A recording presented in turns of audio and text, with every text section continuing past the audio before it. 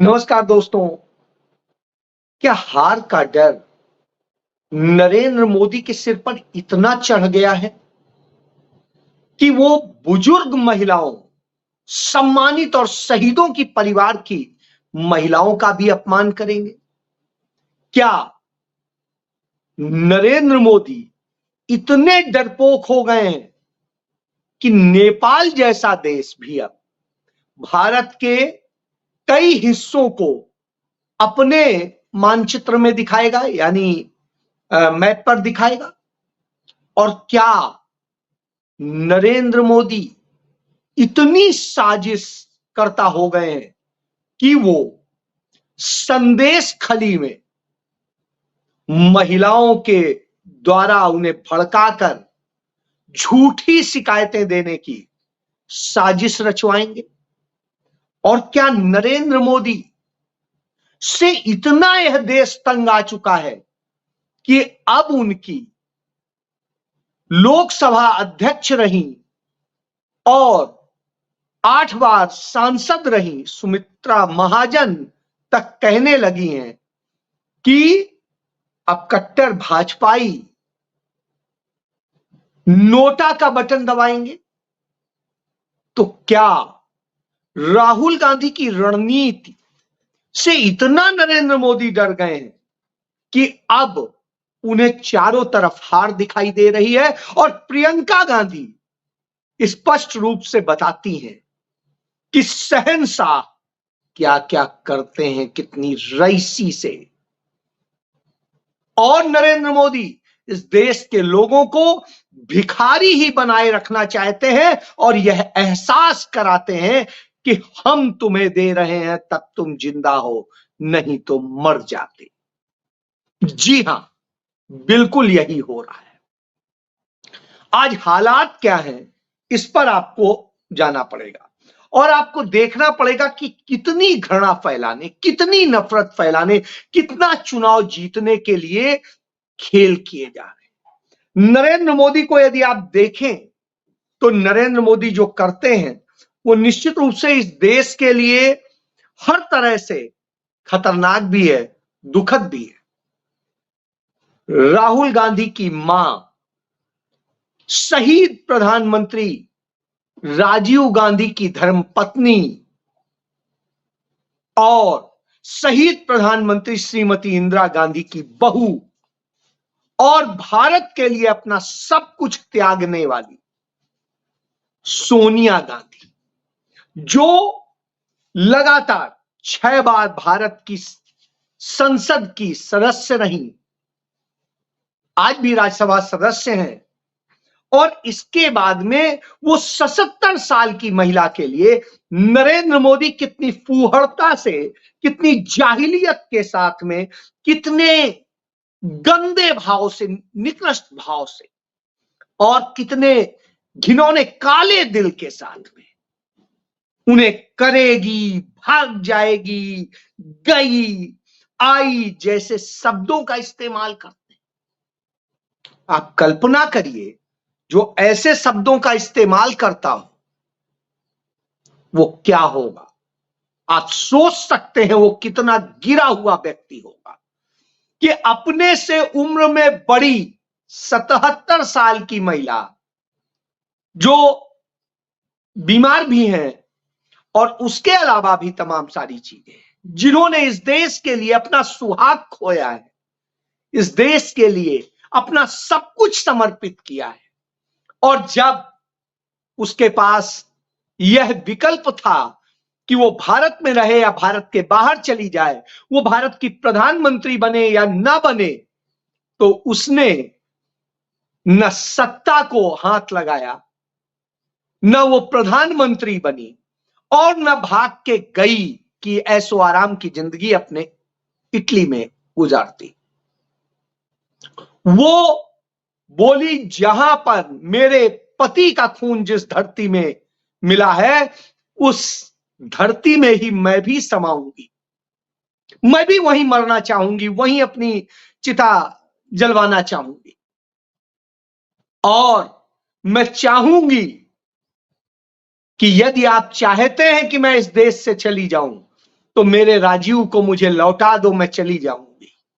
सोचिए, ऐसी महिला के लिए इतने गंदे ढंग के शब्द।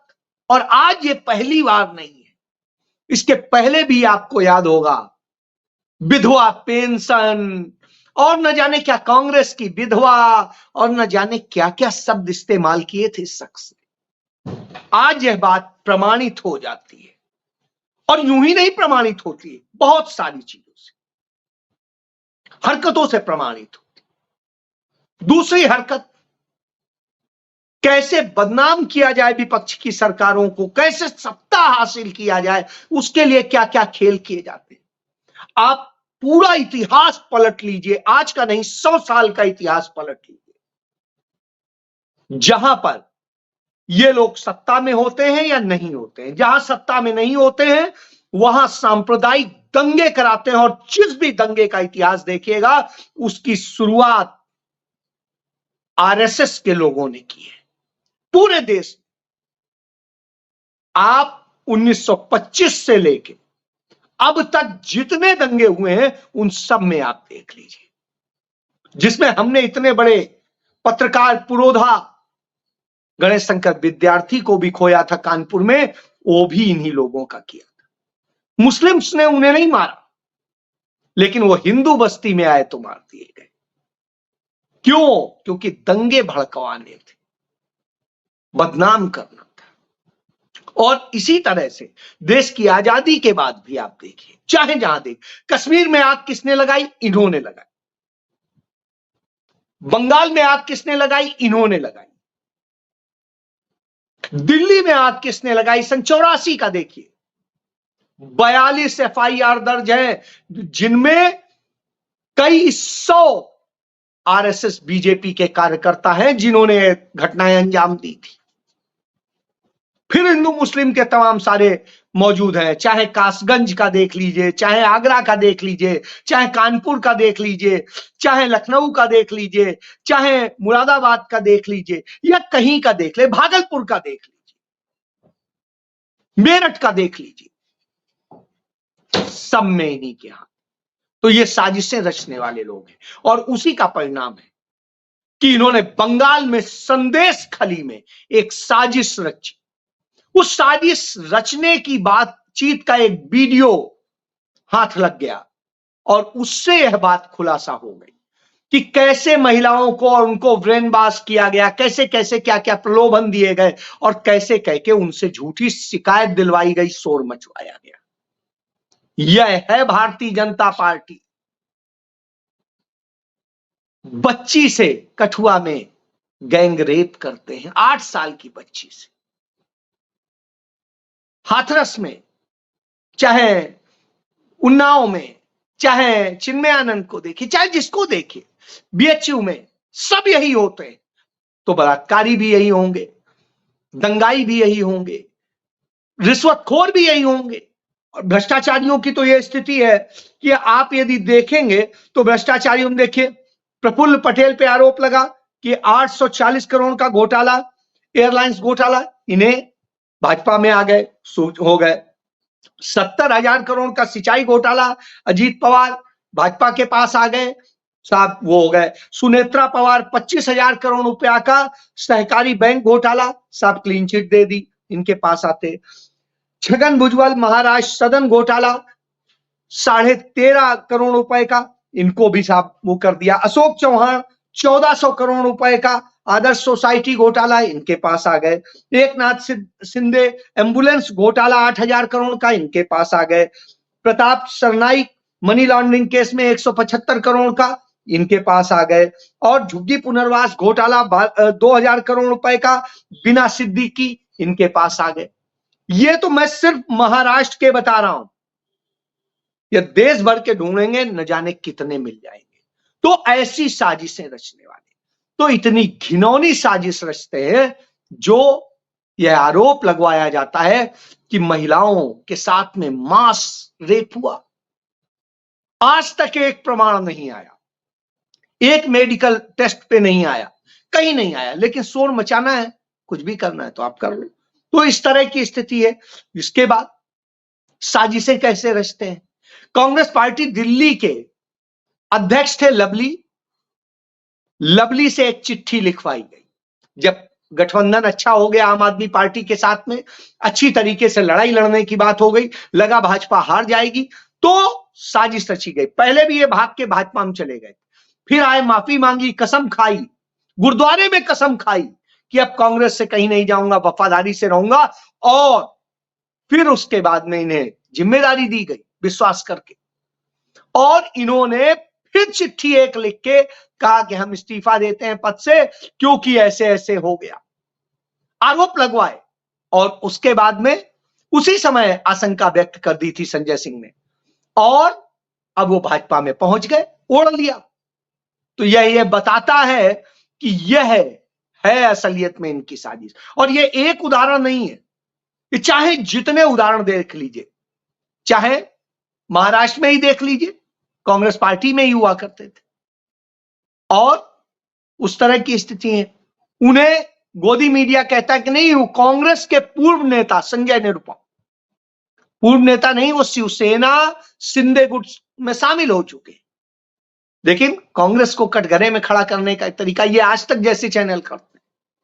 इसके बाद आप देखिए इसी तरीके से, मतलब एक नहीं है, गौरव वल्लभ को देख लीजिए। हम विद्वान समझते थे, वो शख्स बिल्कुल कायर निकला। इसी तरह से कराया जाता है, वही खेल का हिस्सा ये भी है, तो ये करते हैं। इसके बाद में गांधीनगर महात्मा गांधी के नाम पर बनाया गया, वहां से अमित शाह लड़ रहे हैं, तो 16 कैंडिडेट्स जो हैं उन्हें इतना धमकाया गया, डराया गया, उनसे नामांकन वापस करा दिए। 16 कैंडिडेट्स ऐसे चुनाव लड़ते हैं। पुरी से कांग्रेस पार्टी की कैंडिडेट बनी, जो वहां पर पहले स्पीकर रहे, केंद्रीय मंत्री रहे, उनकी बेटी है। और दिल्ली में वो और उनके पति एक बिजनेस ग्रुप के, टाइम्स ऑफ इंडिया ग्रुप के बड़े पत्रकार रहे, भारी भरकम सैलरी पाते थे, और आरएसएस से भी अच्छे संबंध थे। और उसके बाद में वो गए वहां पर 10 साल से, क्या राजनीति हमें टिकट, और ये टिकट चलिए भाई दिया गया। बताया गया कि कांग्रेस के पार्टी के पास पैसा नहीं है, उनके अकाउंट फ्रीज है, आपको कोई पैसा नहीं मिल पाएगा, लड़ने का प्रबंध आपको करना होगा। उनका हाँ ठीक है, टिकट मिल गई, लड़ने को वो आया। अब जब सब कुछ हो गया, उसके बाद इन्होंने चंदा वसूला क्यूआर कोड बना करके कि लोकतंत्र बचाने के लिए, देश बचाने के लिए, और फिर कहीं से उनको पीछे वाला चंदा मिल गया, और फिर उन्होंने एक चिट्ठी लिख दी कि अब हम टिकट वापस लौटा रहे हैं, हम नहीं लड़ेंगे। मतलब आप समझिए, आप पूरा वक्त खराब करें जिससे अब कांग्रेस के पास टाइम ना बचे, और टाइम नहीं बचेगा तो आप समझ सकते हैं सीट चली गई बीजेपी को, वहां से संबित पात्रा लड़ रहे हैं, मोदी के करीबी लोगों को जिताना है। तो ये तरीका आपने इंदौर में देखा ही, आपने जो है गुजरात में देखा ही, सूरत में आपने, खजुराहो में देखा ही।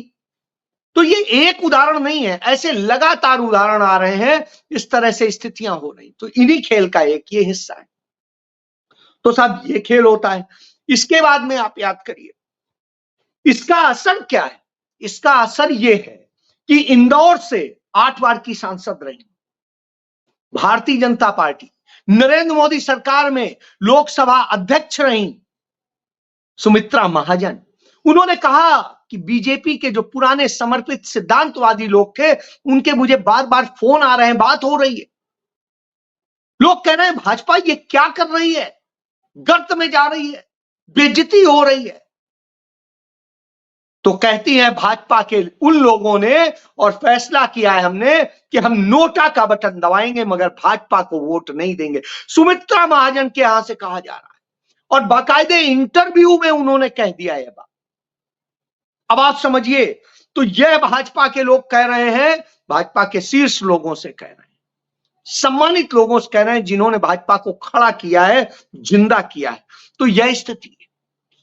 इसके बाद में नरेंद्र मोदी कांग्रेस को कोसते हैं। नरेंद्र मोदी रैली में कहते हैं कि राहुल गांधी ऐसे हैं, उन्हें शहजादे कहते हैं, वो शहजादे ऐसे हैं, और उसके बाद में हम आपको 5 किलो अनाज देंगे अभी और देंगे, और हम आपको दे रहे हैं, हम दे रहे हैं। मतलब घमंड बोल रहा है कि हम आपको खिला रहे हैं और हम आपको जिंदा रखने के लिए दे रहे हैं। मतलब इस गर्त में आपने लाके खड़ा कर दिया है और 5 साल और जिंदा रखने के नाम पर आप करेंगे। क्या कहना चाहते हैं आप? इस देश को क्या आपने बना दिया है, इतना मजबूर बना दिया है? बिल्कुल नेपाल जैसा देश अपना नोट जो छापता है, उस नोट में आप समझिए ये नोट है, और इस नोट में उसने भारत के कई इलाकों को अपने यहां दर्शा दिया है। इससे आप समझ सकते हैं। तो यह स्थिति है, और आज तक की खबर है, मेरी नहीं है, यह आज तक की खबर है, उसी गोदी मीडिया की। तो आप इससे समझ लीजिए, तो यह हालत है। और फिर नरेंद्र मोदी ये कहते हैं, जब नरेंद्र मोदी कहते हैं कि पाकिस्तान चाहता है कि राहुल गांधी वो बने या कांग्रेस, और क्या उसके लिए चिंतित है, और मुस्लिम लीग की बात करते हैं, तो साहब ये फोटो याद आ जाती है। ये आप सबने देखी होगी, याद करिए, बिना बुलाए पहुंच गए थे पाकिस्तान, गले लगने, मिलने, उनकी मां के पांव छू करके कि नहीं, आप तो सिर्फ नवाज शरीफ की नहीं, मेरी भी मां हो, और मैं तो आपके हर आदेश का पालन करूंगा और आपके लिए सदैव, और क्या क्या आप समझ सकते हैं। और अब्दुल्ला वाली इन्होंने कहानी बनाई कि बचपन के जो इनके दोस्त थे अब्दुल्ला, आप समझ सकते हैं कि किस तरह की स्थिति है। तो जब यह स्थिति होती है, आप सोचिए क्या है। तो गुजरात में जिस तरीके से एक तानाशाहीपूर्ण ढंग से राजपूतों का अपमान करने वाले, खुले तौर पे राजपूतों के चरित्र, राजपूतों की महिलाओं को चरित्रहीन बताने वाले उस भाजपा के प्रत्याशी को इन्होंने हटाया नहीं, बदला नहीं, उसे उल्टा पंजाब और चंडीगढ़ का प्रभारी भी बना दिया है। अब आप सोचिए क्या स्थिति है, क्या आप सोच सकते हैं। संदेश खलीवाला बता ही चुका।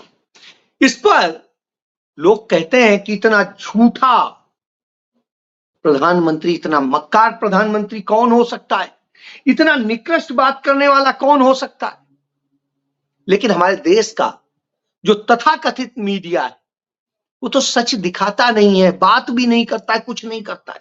शायद यही है कि दुनिया में जो प्रेस फ्रीडम इंडेक्स है, वर्ल्ड प्रेस फ्रीडम इंडेक्स, उसमें भारत की दशा ये हो गई इस चरण चुंबकता के कारण कि 161 नंबर पे पहुंच गया, 161 नंबर पे।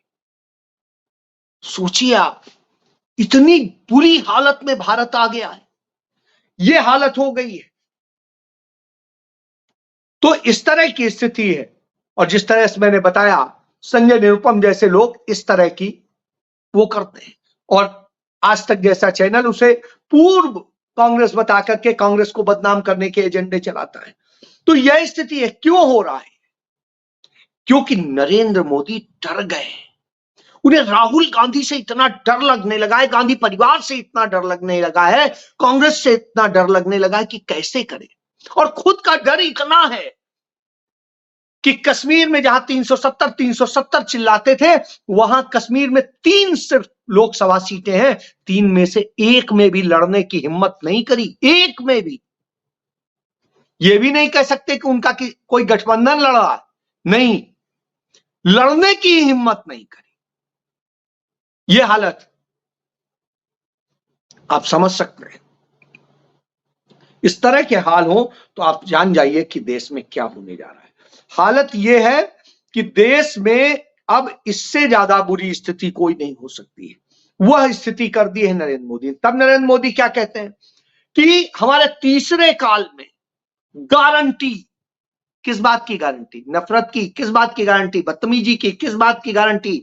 झूठ बोलने की किस बात की गारंटी? मक्कारी करने की किस बात की गारंटी?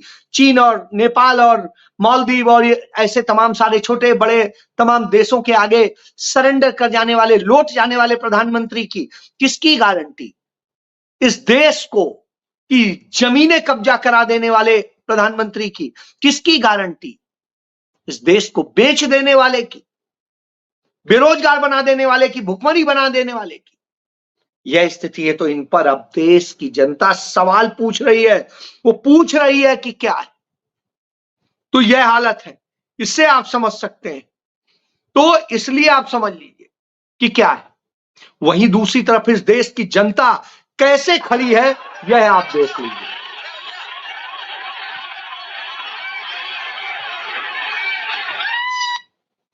यह प्रियंका गांधी है, निकल रही है तो यह जन सैलाब निकल रहा है। कहीं मीडिया आपको दिखा रहा है? नहीं दिखा रहा है।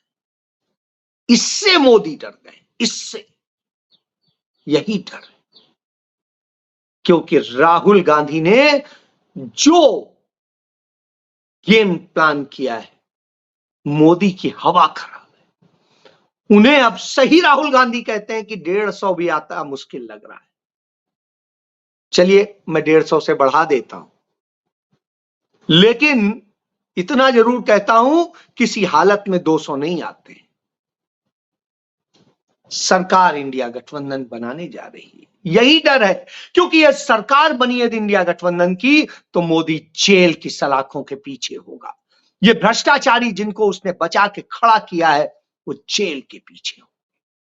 फैसला आपको करना है कि आपको किसके साथ खड़ा हो, जननायक राहुल गांधी के साथ या देश को बर्बाद करने के नायक मोदी के साथ। जय